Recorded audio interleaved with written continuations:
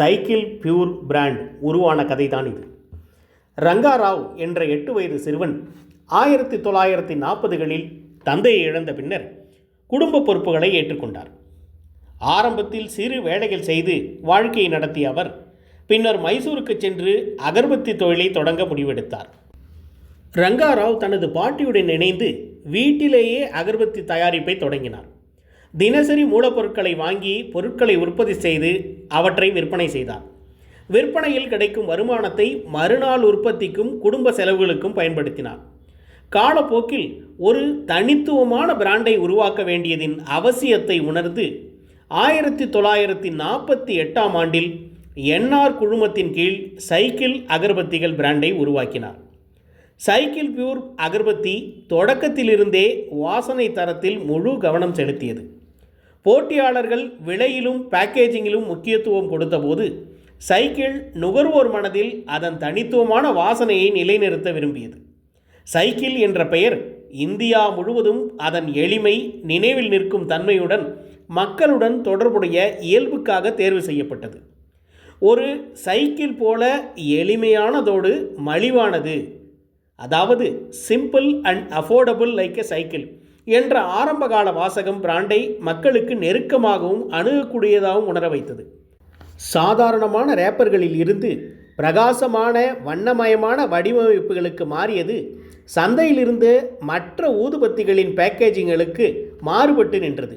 இதனால் போட்டி நிறைந்த சந்தைகளில் கூட தயாரிப்புகளை எளிதில் அடையாளம் காண முடிந்தது. இந்த மார்க்கெட்டிங் உத்தி அவர்களுக்கு ஆரம்பகால வெற்றியை பெற்றுக் கொடுத்தது.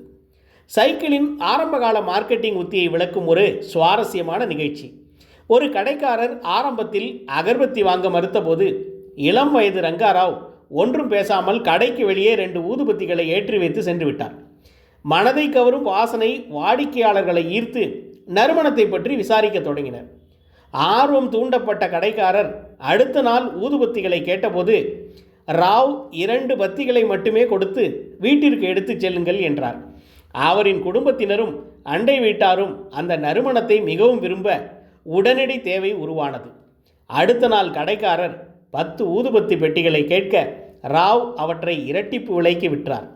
இந்த நிகழ்வு வாசனையின் சக்தி, ஆர்வத்தை தூண்டுதல், வாய்மொழி விளம்பரத்தின் மூலம் தயாரிப்பின் மதிப்பை நிரூபித்தது. வாசனையில் வெற்றி பெற்ற பின்னர் சைக்கிள் தயாரிப்பு விளக்க காட்சி சுற்றுச்சூழல் தாக்கத்தில் கவனம் செலுத்தியது.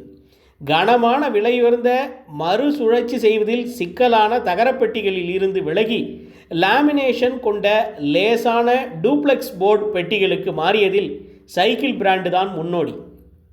சைக்கிள் பியூர் அகர்பத்தி ஊடகங்கள், தொலைக்காட்சி விளம்பரங்கள், கலாச்சார தொடர்புகள் மூலம் இந்திய வீடுகளில் தனது பிராண்டை மூலோபாய ரீதியில் வலுப்படுத்தியது.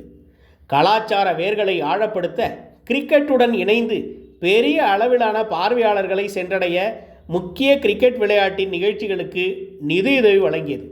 அமிதாப் பச்சன், சௌரவ் கங்குலி போன்ற பிரபலங்களுடன் கூட்டு சேர்ந்தது. கங்குலியை மகாராஜாவாக காட்டிய அவர்களின் 75வது ஆண்டு ரிதம் பிரச்சாரம் குறிப்பிடத்தக்க வெற்றியை பெற்றது. டிஜிட்டல் யுகத்திற்கு ஏற்ப சைக்கிள் விரைவாக இன்ஸ்டாகிராம், எக்ஸ் தளம் மற்றும் யூடியூப் போன்ற தளங்களில் தீவிரமாக செயல்பட்டது. பாரம்பரிய தயாரிப்பு மைய விளம்பரங்களை விட்டு விலகி இந்திய சடங்கு முறைகள், பண்டிகை கொண்டாட்டங்களை அடிப்படையாக கொண்ட புதுமையான விளம்பர உள்ளடக்கத்தை வடிவமைத்தது. ஒவ்வொருவருக்கும் பிரார்த்தனை செய்ய ஒரு காரணம் உண்டு, everyone has a reason to pray என்ற புதிய விளம்பர வாசகம் மிகுந்த தாக்கத்தை ஏற்படுத்தியது. இந்த அணுகுமுறை மதச்சார்பின்றி எல்லோரது உணர்வுகளையும் உள்ளடக்கும் வெளிப்படுத்தி டிஜிட்டல் மார்க்கெட்டிங்கில் மனித உறவுகளின் மதிப்பை நிலைநிறுத்தியது. கிராமப்புற மக்களை மறக்காமல் சைக்கிள் பிராண்ட் வேன் பிரச்சாரங்களை புத்திசாலித்தனமாக பயன்படுத்தியது. இந்த வேன்கள் சிறு நகரங்களுக்கும் கிராமங்களுக்கும் சென்று பாடல்களை பாடி வண்ணமயமான விளம்பரங்களை காட்டியதோடு மக்கள் வாசனையை நேரடியாக உணர்வதற்காக ஊதுபத்திகளை ஏற்றி காட்டி விளம்பரங்களை மேற்கொண்டன. 2011 கிரிக்கெட் உலகக்கோப்பையின் போது இந்தியாவுக்காக பிரார்த்தனை செய்யுங்கள் என்ற பிரச்சாரத்தில் இந்த முறையை பயன்படுத்தியது. இதனால் இந்தியாவின் தொலைதூர பகுதிகளில் கூட சைக்கிள் பிரபலமான பெயராக மாறியது. மிக சாதாரணமாக தொடங்கிய சைக்கிள் பியூர் அகர்பத்தி ஒரு பெரிய வெற்றி கதையாக மாறியிருக்கிறது. தற்போது இந்த நிறுவனம் வருடத்திற்கு சுமார் 12 பில்லியன் ஊதுபத்திகளை தயார் செய்கிறது. இந்தியாவில் மட்டும் 8 லட்சம் சில்லறை கடைகளில் கிடைக்கும் சைக்கிள் அகர்பத்திகள் 75 நாடுகளுக்கு மேல் ஏற்றுமதியாகி இந்திய மணத்தையும் கலாச்சாரத்தையும் பல நாடுகளிலும் பரவச் செய்திருக்கிறது. நாட்டின் 10,000 கோடி மதிப்புள்ள ஊதுபத்தி சந்தையில் 16 முதல் 17% பங்கை கொண்டு சைக்கிள் முன்னிலையில் உள்ளது. சைக்கிள் பியூர் அகர்பத்தி நிறுவனத்தை உள்ளடக்கிய என்ஆர் குழுமத்தின் மொத்த வருமானம் தற்போது எவ்வளவு தெரியுமா? 1700 கோடி. வாடிக்கையாளர் அனுபவத்தை முன்னிலைப்படுத்தி பிராண்ட் நம்பிக்கையை சைக்கிள் உருவாக்கி உள்ளது.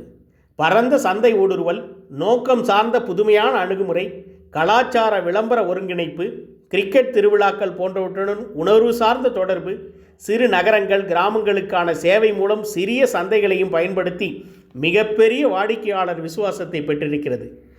இப்படி பலவிதமான சந்தை கலவை மூலம் உலகமெங்கும் தன் மனத்தை சைக்கிள் பிராண்ட் பரப்பியதோடு தலைமுறைகளை தாண்டி நீடிக்க வைத்திருக்கிறது. ரங்காராவ் இப்படி ஒரு பிராண்டை உருவாக்கி அவர் மேற்கொண்ட பயணம் அமைதியான உறுதிப்பாடு, கலாச்சார புரிதல், ஊதுபத்தி மணத்தின் சக்தியின் மீதான கவனம் ஆகியவற்றின் அடிப்படையில் அமைந்த இந்த கதை தொழில் முனைவோர் உலகில் பாரம்பரிய மதிப்புகளும் நவீன வணிக உத்திகளும் எவ்வாறு இணையலாம் என்பதற்கான ஒரு சிறந்த எடுத்துக்காட்டு.